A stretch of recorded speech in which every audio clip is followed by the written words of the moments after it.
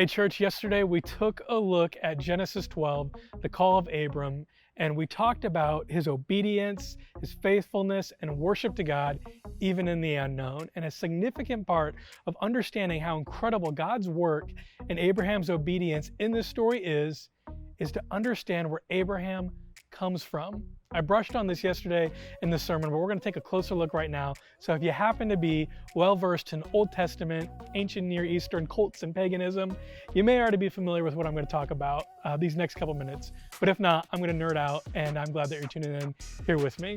In the last paragraph of Genesis 11, we read that Abraham is from a place referred to as the Ur of the Chaldeans. What in the world does that mean? Ur is a geographical location. Ur is a city located in southern Babylon. Babylon is synonymous with evil. Babylon is associated with evil people doing evil works. False gods are worshipped. That's what Babylon is. And Ur, Abraham's hometown, is part of that. This is where Abraham is from.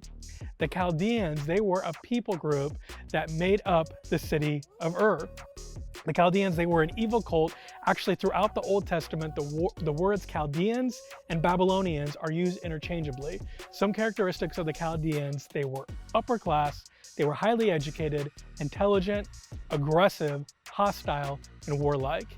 They were extremely well-versed in astrology and astronomy. And in the spirit of all that, they worshipped the moon. They built altars and they sacrificed children and animals in worship to the moon god. Now, where the narrative of the Chaldeans changes in the book of Daniel. Very famous story from Daniel is the king at the time, King Nebuchadnezzar, had a big statue built that was a false god. A horn would sound, everyone was commanded to stop what they were doing and worship the false god. The punishment, if you didn't, was brutal. You were to be thrown in a fiery furnace. There were three godly men, Shadrach, Meshach, Abednego, who stood up to the king and said, "We're not going to do that." So they got thrown into the fiery furnace.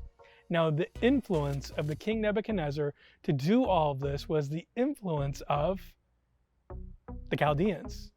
Of course, we know how the story goes. Nebuchadnezzar has the furnace heated up 7 times hotter, throws Shadrach, Meshach, and Abednego into it. They are divinely protected. In fact, it says the servants looked in the furnace. They could see a fourth person in there with them who had the appearance like a son of the gods. I believe this was Jesus Christ.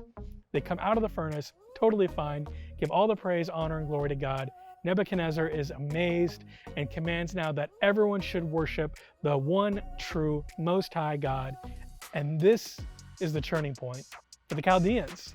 This is where a group that was previously so evil and demonic, the narrative starts to change, and we see God's redemption all over it. And fast forward to the birth of Jesus Christ.